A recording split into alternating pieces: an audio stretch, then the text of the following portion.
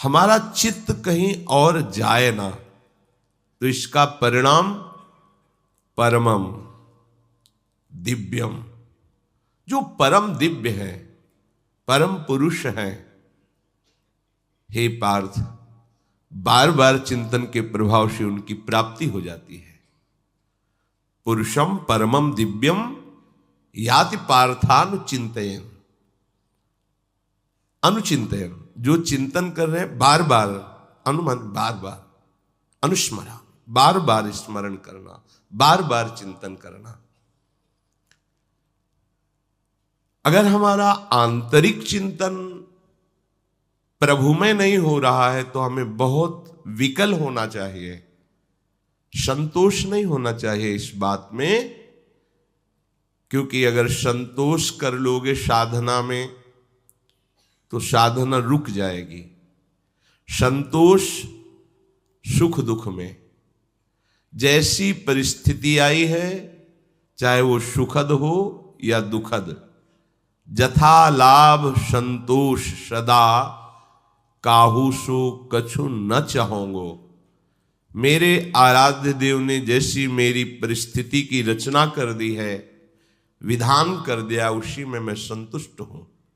ये सुख दुख के लिए, भजन के लिए नहीं। भजन के लिए तो इतनी व्याकुलता चाहिए, तद विस्मरणेन परम व्याकुलते थी।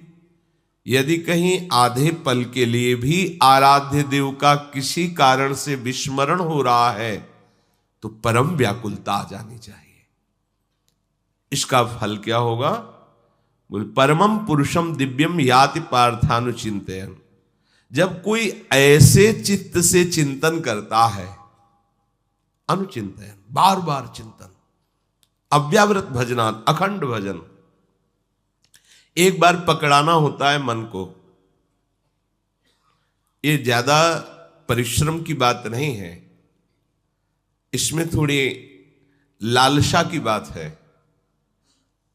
अगर कहीं कृपा से लालसा जागृत हो जाए भगवत प्राप्ति की, साधु संग की कृपा से भजन की वृत्ति जागृत हो जाए, हमारा हृदय इस बात के लिए लालायित हो जाए कि अब बहुत समय हो गया, अब तो बस प्रियालाल को ही प्राप्त करना हमारा हृदय का उद्देश्य होगा। इसमें दम है, इसमें सामर्थ्य है कि आपका चिंतन बदल देगी। एक बार इसको पकड़ाना होता है। बहुत कृपा है मन की। जिस मन को धिक्कार दिया जाता है, हम आपको बताते हैं वो बहुत कृपा कर रहा है। उसको पकड़ा दो एक बार नाम, एक बार रूप, एक बार चरणों का आश्रय, एक बार लीला का रसास्वादन, फिर ये जाने वाला नहीं। जैसे हमने इसे विषय सुख पकड़ाया तो इतना प्रयास करने पर भी ये नहीं छोड़ पा रहा, ऐसे ही यदि गुरु कृपा से, भगवत कृपा से एक बार इसे हम नाम पकड़ा दें, बस फिर हमारा काम बन जाएगा। ये छोड़ता नहीं, ये सच्ची बात कह रहा हूं। ये अभी आप पकड़ा नहीं पाए हैं, विषय ही पकड़े हैं, इसलिए आपको लगता है कि भजन में मन नहीं लगता, भजन कैसे होगा, ये तो बड़ा कठिन है। पर हम आपको कह रहे हैं कठिन भजन नहीं है, कठिन है लालसा। ये लालसा यदि जागृत हो जाए श्यामा श्याम से मिलने की, या संसार से मुक्त होने की, या परम सुख प्राप्ति की, और वो पूर्ति होती है भजन से, और भजन की चाह प्रकट हो जाए, हम भजन पकड़ा दे मन को, बस हो गया काम। सच्ची मानिए, जागते सोते उठते बैठते, शौच में अशौच में, कैसी भी परिस्थिति हो, प्रणाम है मन को, धन्यवाद है मन को कि उसने अपने स्वभाव का बर्ताव यहां भी किया। मन का स्वभाव जिसे पकड़ लेता है, छोड़ने की चेष्टा करने पर भी हम उससे नहीं छुड़ा पाते। यही स्वभाव हमारे काम आ गया। मन की यही वृत्ति हमें निहाल कर दी। इसका स्वभाव हमारे काम आ गया। गुरु कृपा से जब इसको नाम मंत्र पकड़ा दिया गया, कभी कभी मन को प्रणाम करने का बार बार मन होता है। आप कहोगे दो मन होते हैं, हां, एक अशत वृत्ति का, एक शत वृत्ति का, और उसी दोनों मन को तदात्म भाव से स्वीकार किया हुआ वो आत्मस्वरूप बार बार उस शत मन को प्रणाम करता है। कैसी इसकी वृत्ति है, आश्चर्य होता है।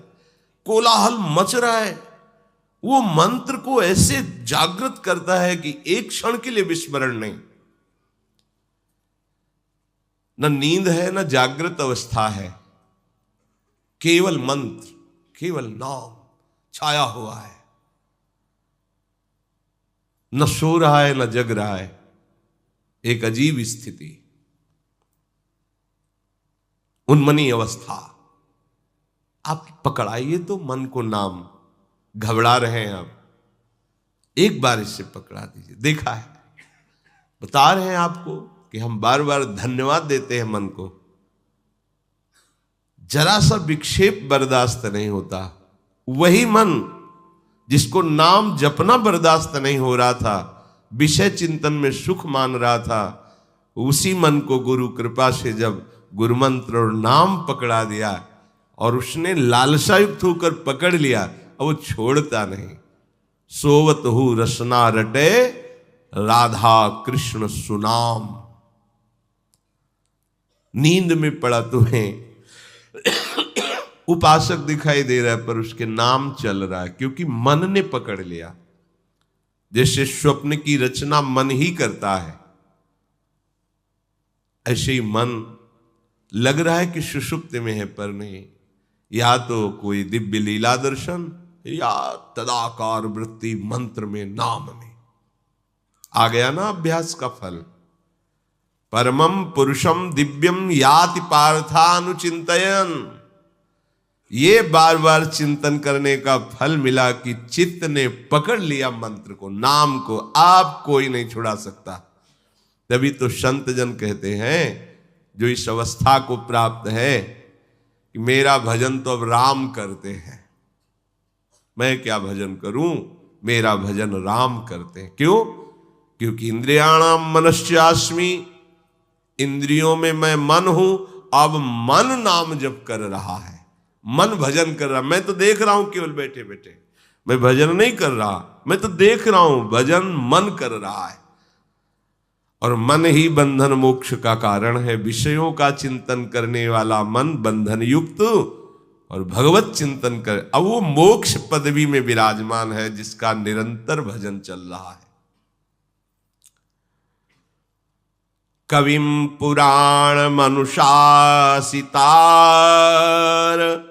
मनोरणीयांश मनुस्मरेद्यः सर्वस्य धातारमचिन्त्य